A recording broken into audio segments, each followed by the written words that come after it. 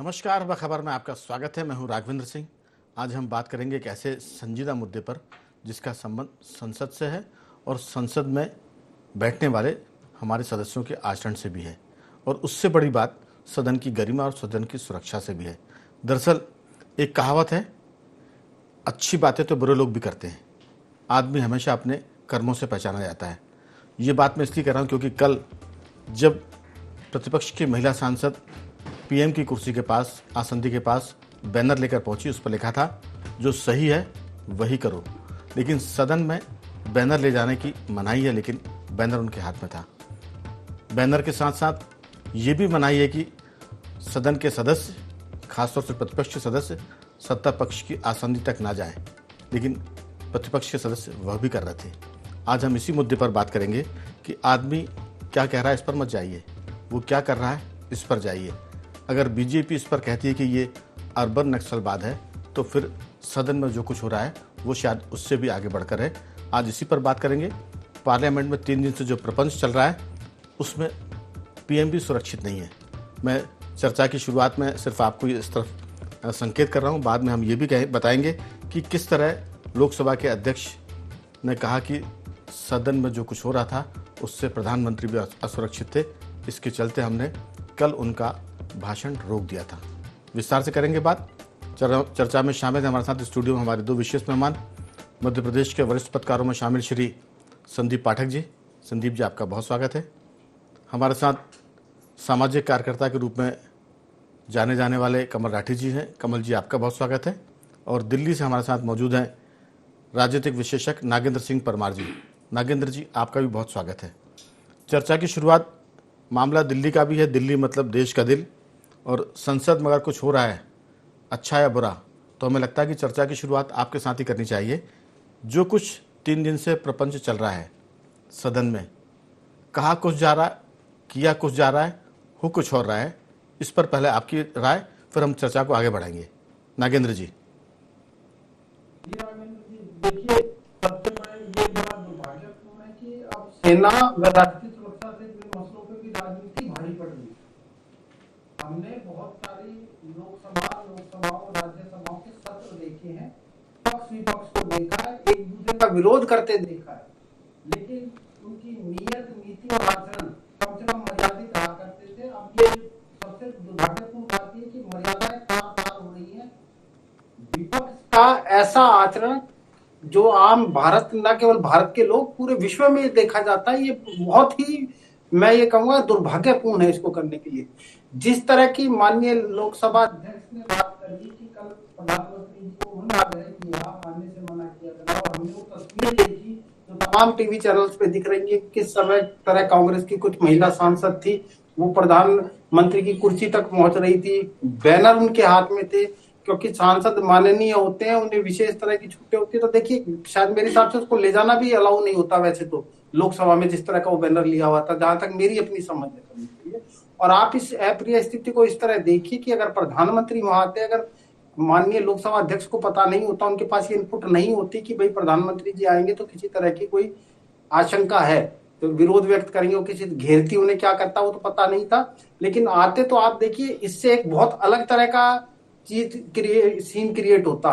किस तरह की चीज थी कि प्रधानमंत्री आते, उनको विरोध के स्वरूप घेरने के लिए अगर महिला सांसद कांग्रेस की आ जाती उनकी कुर्सी के आसपास, तो मुझे ऐसा लगता है कि आशंका रहती कि पक्ष के भी सांसद फिर आक्रामक होते, और शायद कांग्रेस की मंशा ये थी कि पक्ष के सांसद आक्रामक हो, फिर इस बात को पूरी तरीके से, अपने तरीके से उसका प्रचार प्रसार किया जाए, फैलाया जाए, और ये बहुत दुर्भाग्यपूर्ण है, बहुत दुर्भाग्यपूर्ण है। आप ये देखिए कि भारत का लोकतंत्र पूरी दुनिया में जाना जाता है अपनी गरिमा के लिए, अपने उदारपन के लिए, अपनी सहिष्णुता के लिए, आज वो तार तार हो रही है। हम क्या संदेश दे रहे हैं, ना सिर्फ दुनिया को दे रहे हैं, अपने अपने मतदाताओं को हम क्या संदेश दे रहे हैं, युवाओं को क्या संदेश दे रहे हैं कि राजनीति की सिस्टम तक पहुंच गई है। पक्ष विपक्ष के बीच में विरोध करते करते आप नीतियों का विरोध कीजिए, आप विचारों का विरोध करिए। विरोध का क्या, इस तरह प्रधानमंत्री के लिए किस तरह के शब्द कहे जा रहे हैं। नागेंद्र जी, दरअसल ये सब कुछ कहीं किसी नगर पालिका, किसी नगर निगम की परिषद बैठक में हो तो भी समझ में आता है, लेकिन स्वीकार तो वहाँ भी नहीं है। लेकिन विधानसभा में हो तब भी इस तरह की हमने घटनाएं देखी हैं।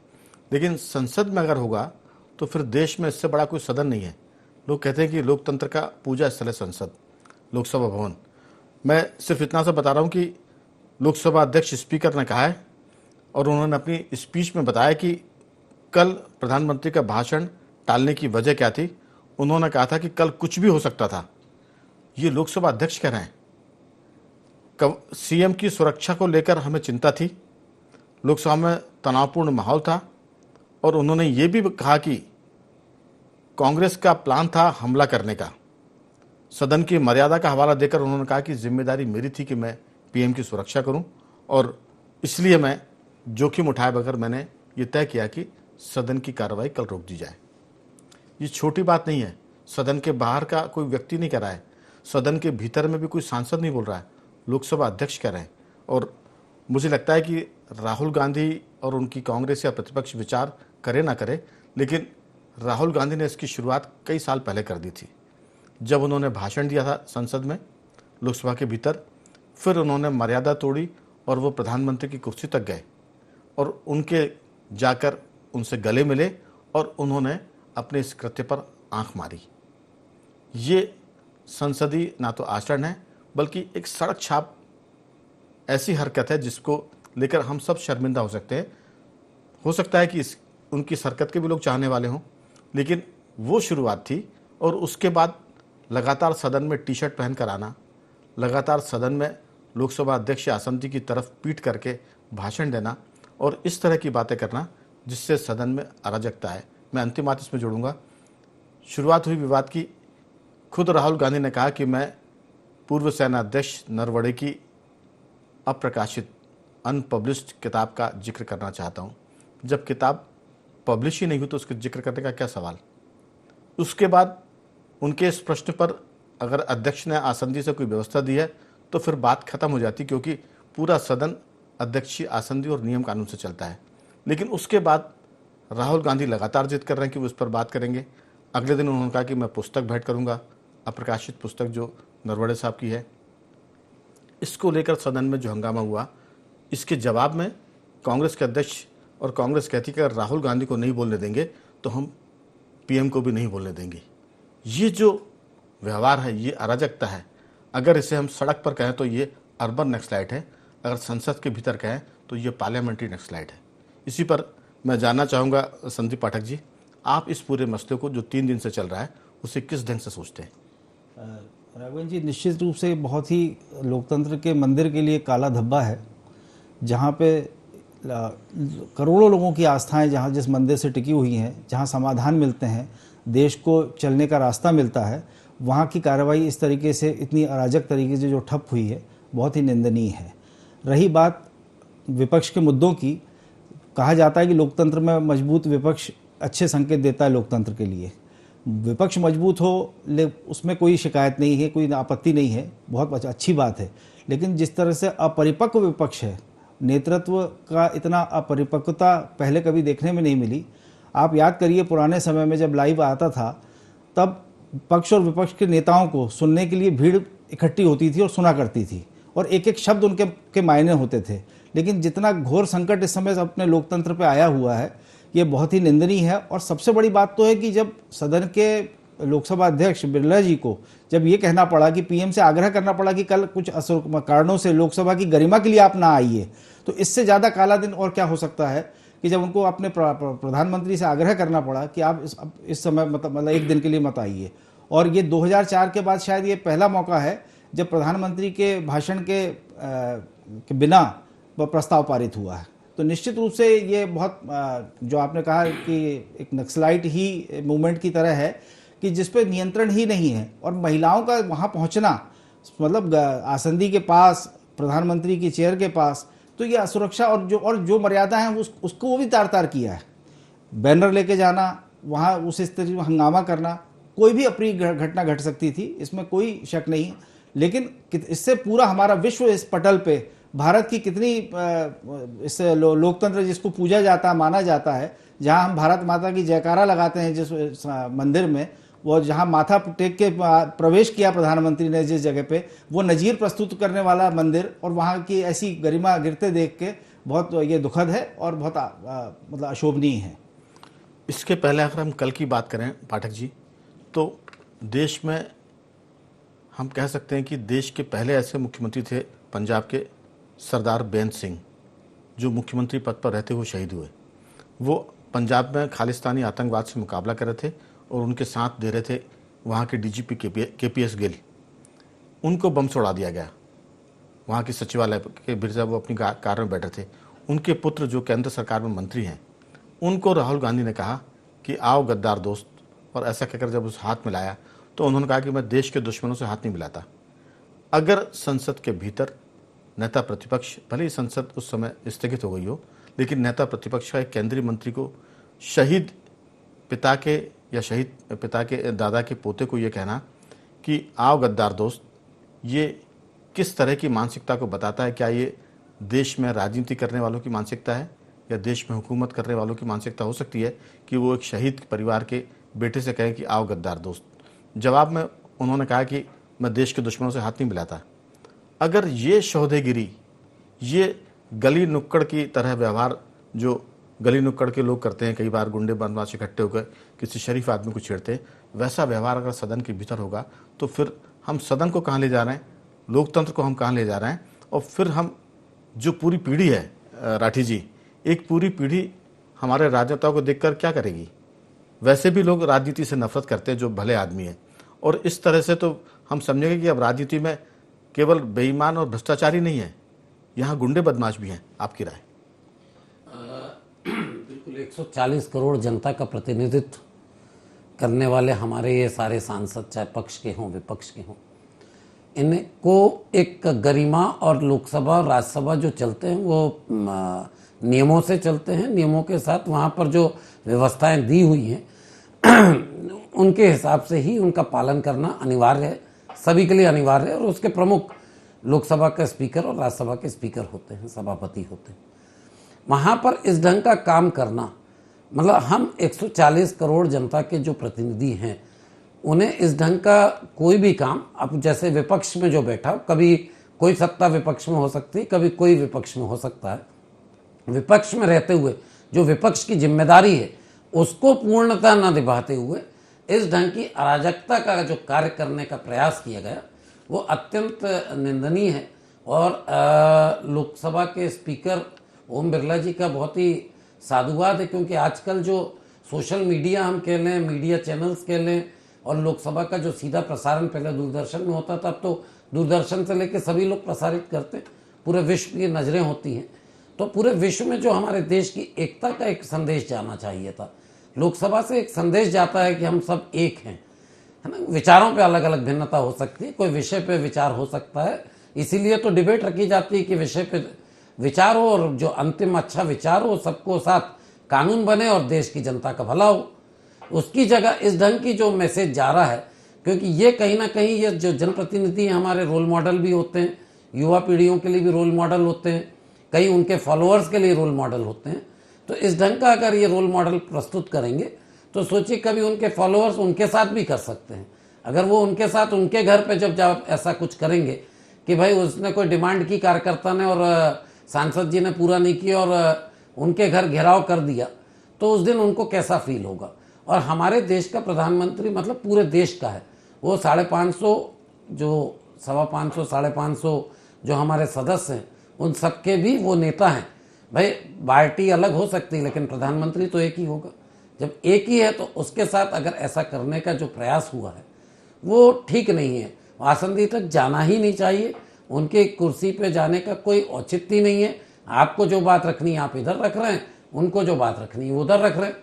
उनका अपना भाषण होता, अभी तो सत्र लंबा था, आगे अपनी बात रखने का पूरा अवसर मिलता, उसको बात को रखते, जनता के बीच रखें, बाहर आके सारे मीडिया चैनल्स में अपनी बात रखें।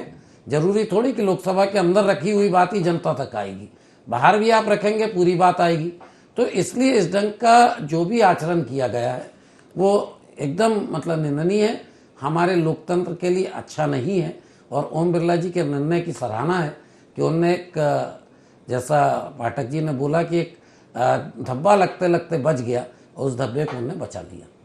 देखिए, दरअसल कई बार ये होता है कि आप अच्छा बोलिए, संयत बोलिए और आपकी भाषा और शैली दोनों ठीक हो, तो फिर अगर आप धीरे भी बोलेंगे तो लोग आपकी बात सुनेंगे।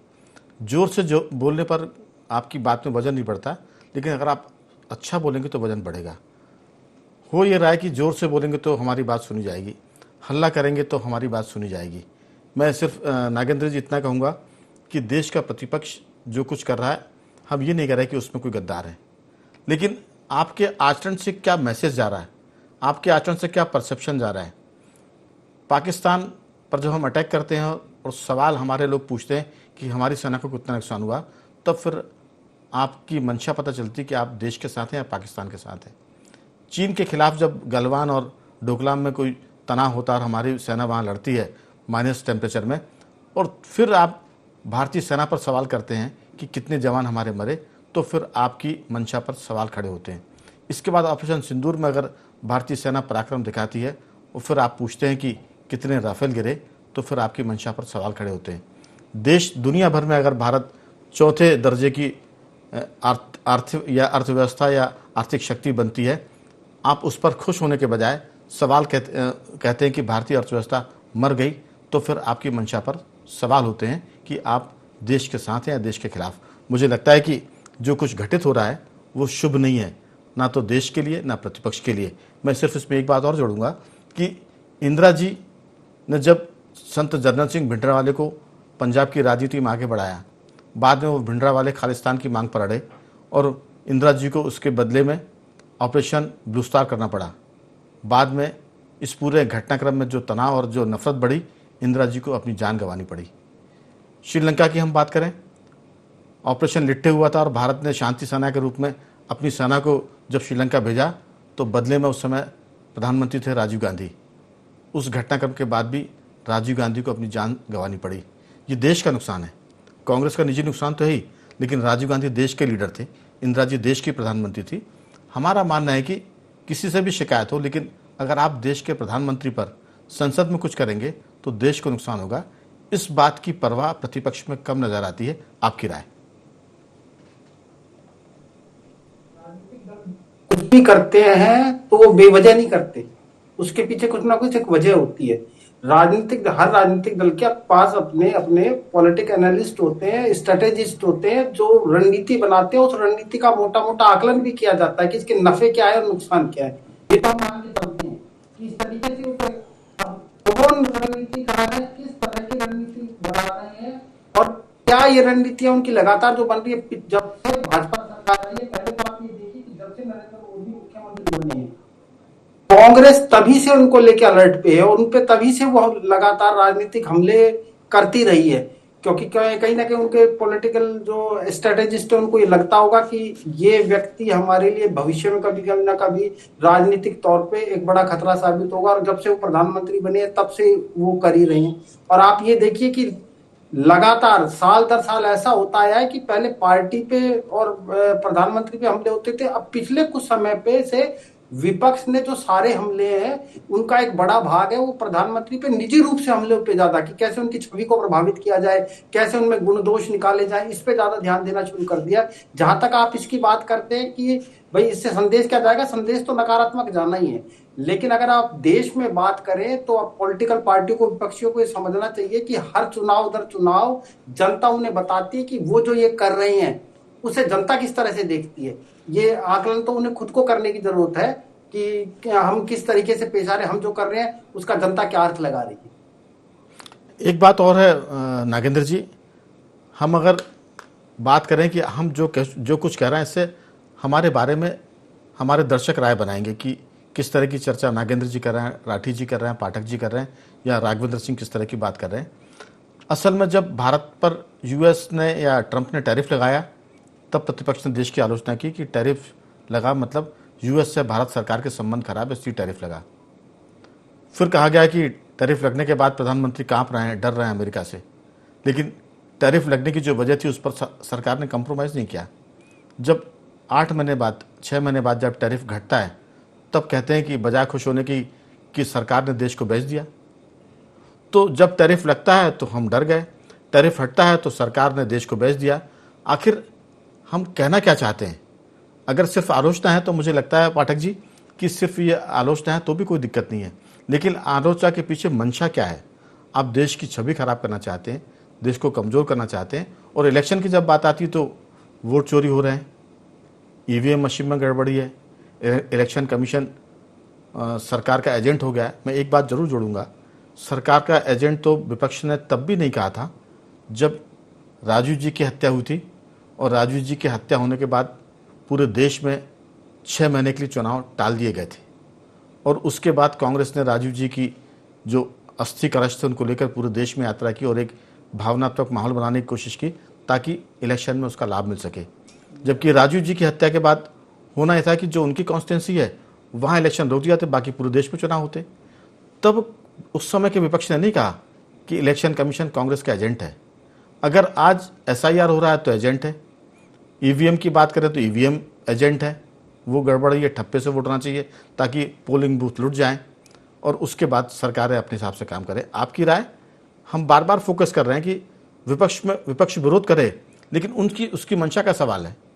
पाक पर हमला करते हैं तो वो क्या सवाल करता है, चीन से सेना लड़ती तो क्या सवाल करता है, वित्त विभाग में अगर हम दुनिया में मजबूत शक्ति बन के उभरते तो फिर विपक्ष क्या कहता है, यूएस से अगर हम नहीं झुकते तो क्या कहता है, यूएस झुक जाता है तो क्या कहता है। सवाल है कि आप किसकी तरफ है।